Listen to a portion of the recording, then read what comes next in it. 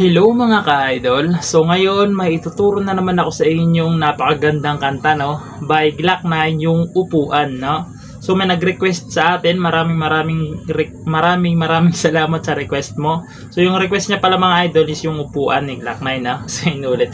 So napakadali lang mga idol, 4 chords lang siya hanggang matapos na yung kanyang kanta, no.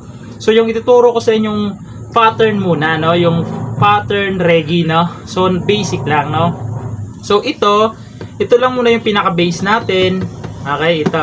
So ganito yung strumming pattern, reggae pattern niya. Base muna, tapos strum pababa, tapos stop dito, tapos strum ulit pababa. Okay? So ulitin ko, base, strum, slap, tapos strum. Okay? So ganun lang yung reggae pattern natin na madali, no? Doon naman tayo sa chord. So yung chords nun mga idol is A minor, sunod G, sunod F, sunod E. Pero hindi ito yung ituturo natin, no, kasi yung reggae version yung ituturo ko. So doon muna tayo magsimula sa kanyang A minor. So yung A minor mga idol, pag ginawa nyo siyang bar chord, is dito siya sa 5th fret. Ay, ito, ayan. Bibilang kayo 1, 2, 3, 4, 5. Ayan, ibabar nyo siyang ganyan. Kasi ipitin nyo dito sa 6th fret, itong 5th string, tsaka 4th string. Ipitin nyo yan. Yan yung A minor. Yan, A minor yan. Okay? A minor, A minor. Yan. Doon naman tayo sa kanyang G. So yung G niya mga ka-idol, ibar nyo lang to sa 3rd fret. Yan. 1, 2, 3. Nakabar siya sa 3rd fret.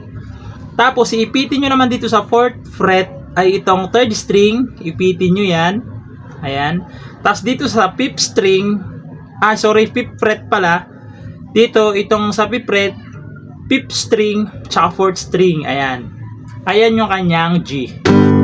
Yan, G. Ayan yung G. Sunod, doon naman tayo sa F. Nakaganyan pa rin yung posisyon yung mga idol ng daliri nyo. Walang magbabago dyan. Uusod lang kayo hanggang dito sa 1st fret. Okay? Uusod nyo lang ng ganyan. Ganyan pa rin yung itsura ng daliri nyo. Ayan. F na yan sa F. Yan. Yan. Yan talaga yung F. Pagkatapos nyan, E.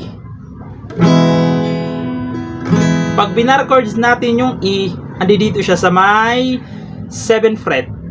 Yan, ito, 7.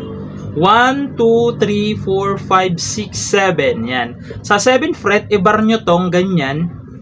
Dito naman sa 8th fret, iipitin nyo tong 2nd string, 3rd string, tsaka 4th string. Ako kasi ganito ako mag-ipit ng 3 string sa loob ng isang fret. Ganyan ako mag-ipit, isang daliri lang. Yan. Nakadepende sa inyo. Pwedeng ganito. Nakadepende na lang sa inyo. Kung saan kayo mas komportable. Yan. Okay, so i-demo ko muna yung chords niya sa bar chord, no? So, simula tayo sa A minor na bar chords. A minor. Sunod G. F. At E. Okay? So, sasampulan ko kayo ng kanta para mas maintindihan nyo lalo, no? So, ganito siya.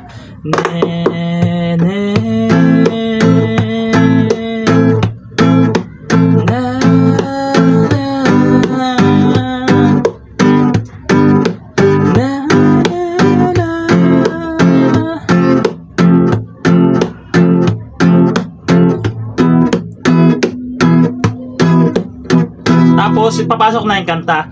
Kayo po na nakaupo, subukan nyo namang tumayo, at baka matanaw ninyo ang tunay na kalagayan ko.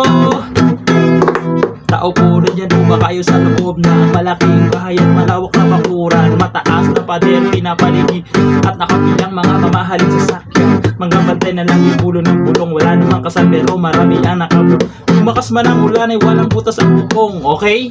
So, nakakahingal. Ganun lang siya mga ka-idol, no? Paulit-ulit lang yung kanyang chord. Yung kanyang mga chords. So, yun lang. Sana naiintindihan nyo yung tinuro natin. And maraming salamat sa nag-comment. Bye-bye!